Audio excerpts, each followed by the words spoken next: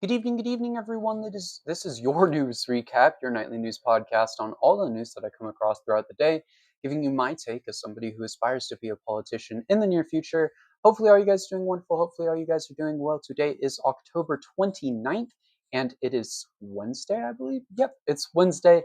Hopefully, all you guys are having a wonderful day and a wonderful week so far. It's been a pretty interesting day in the news world. But with that being said, if you're new here, please consider subscribing. All the support is greatly appreciated as we are trying to hit 500 subscribers on YouTube by the end of the year. And if you're on Substack, please also consider subscribing as well. All funds go to me. They help me pay for the things that I need to pay for in college, like clothing, like groceries, like all of that. But if not, you can always subscribe for free. I truly do appreciate all forms of support. I'm going to a little Halloween thing after this, so I have my costume on. I don't want to see any weird comments. Leave me alone, creepy people. You guys are weird.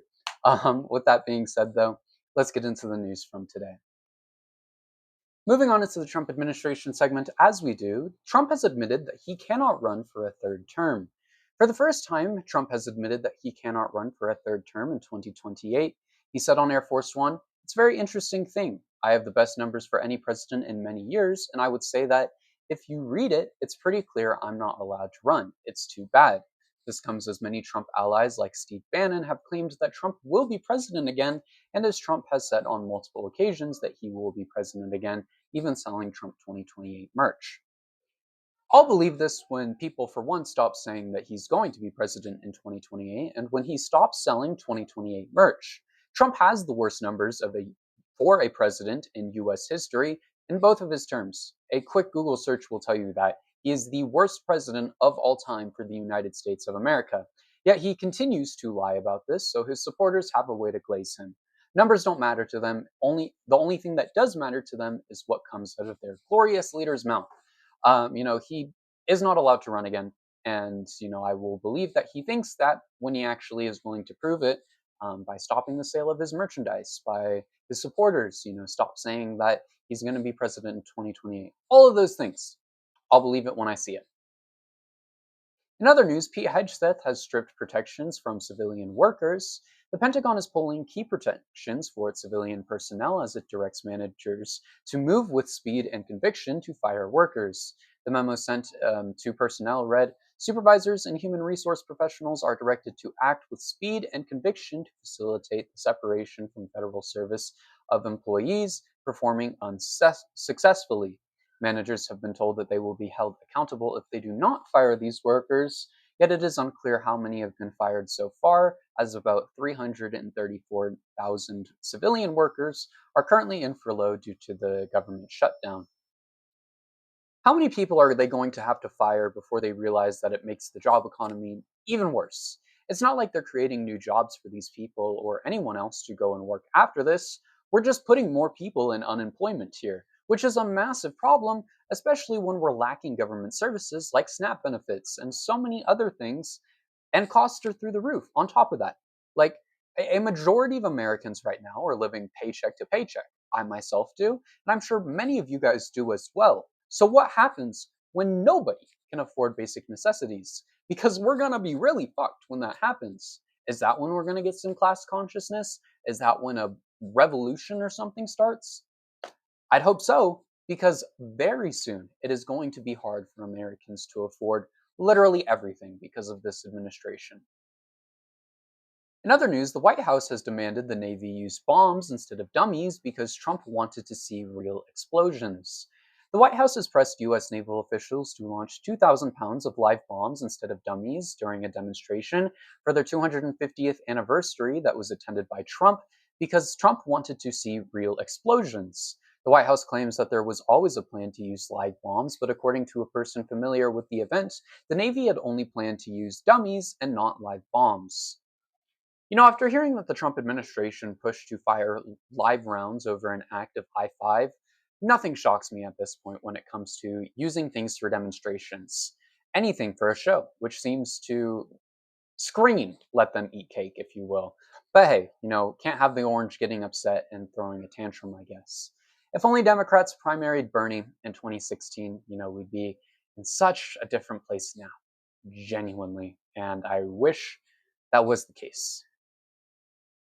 In other news, Trump says that he wants to send active troops into cities across the country. Trump is threatening to send active troops into cities across the United States rather than just National Guard troops. Trump said at the Yucatan Naval Base, "We have cities in trouble. We can't have cities in trouble. We're sending in the National Guard, and we need more than the National Guard. We'll send more than the National Guard because we're going to have safe cities, and we're not going to have people killed in our cities. And whether people like that or not, that's what we're doing." There is no reason for troops to be walking the streets of our country. Genuinely. There is no reason for that. The National Guard isn't even needed where they're deployed. A majority of them just stand around doing nothing, day after day. Yet here we are, pushing to waste taxpayer dollars in order to make the people of this country scared. Genuinely, that's what we're doing. Because why not, I guess? Are we great yet? Genuinely. This country doesn't seem great yet. So, whatever happened to that? We were never great in the first place, but I think we all know that at this point. In other news, Trump has lied about Toyota investments. A Toyota executive has pushed back against Trump's claims that the company would invest $10 billion dollars into the US. Speaking at Japan's mobility show, executive Hiroyuki Uda, that is probably pronounced horribly and I am sorry, said he thinks what Trump mentioned refers to a deal made in his first term. So no new deal has been made. Uda told reporters, "During the first Trump administration, I think the figure was roughly around 10 billion. So while we didn't say the same scale, we did explain that we'll keep investing in providing employment as before. So probably because of that context, the figure about 10 billion came up.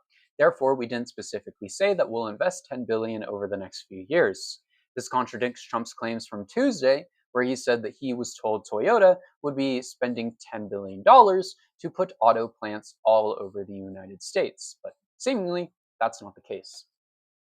Another Trump lie. I mean, what's new at this point? There is nothing anyone can do to convince me that this man does not have dementia. He is not mentally there. There are so many things to prove that. He can't remember that he was in office in 2021 on January 6th.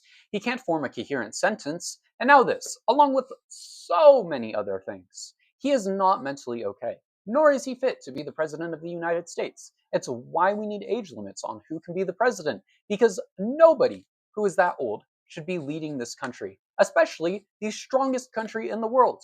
It is creating problems, and we are witnessing that left and right. Anyways, moving on into our other news segments, the National Guard has been ordered to create reaction forces in all 50 states. A top U.S. military official has ordered the National Guard of all 50 states, the District of Columbia, and U.S. territories to form quick reaction forces trained in riot control. The memo signed by Major General Ronald Burkett sets outlines for the size of each reaction force for each state, with the most states being required to train at least 500 troops. It's unclear why this is the case at this time. Excuse me, sorry. There are a couple of things I believe this could be in response to. The two most prominent ones being, in response to ICE protests or in response to possible protests against the war in Venezuela.